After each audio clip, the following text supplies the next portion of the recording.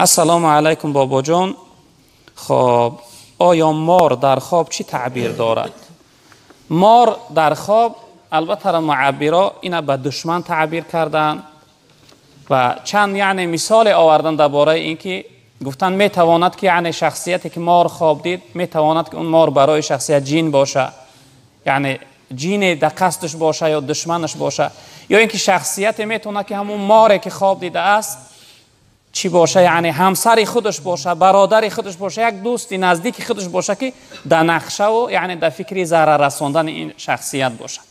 اما بعضی از معبرا گفتن اگر مار کلام باشه این دلالت این داره که یعنی دشمنش نسبت به خودش قوی تر است، به قوتر است. اگر مار اندک باشه فهمیده میشه که دشمنش نسبت به خودش یعنی چی است؟ بی قوتر است.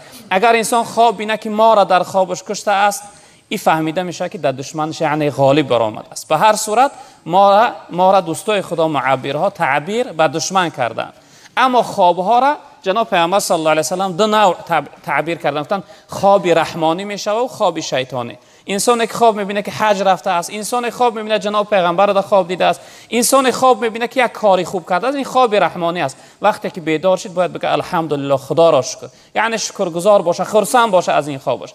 اما انسانی که بعضی خوابهای بد میبینه که گاو وای اسیر کرده است، سگ گزیدش، در یک چقری افتاد، یا این چنین خوابهای ناراحت کننده وقتی انسان میبینه، در این صورت جناب پیغمبر صلی الله علیه و سلم وقتی از خواب خیز انسان اعوذ بالله من الشیطان الرجیم بسم الله الرحمن الرحیم بگه و جانبی یعنی چپی خود سه بار یعنی توف کنه، کم ترک توف کنه و جانبی دیگر گشته خواب روه.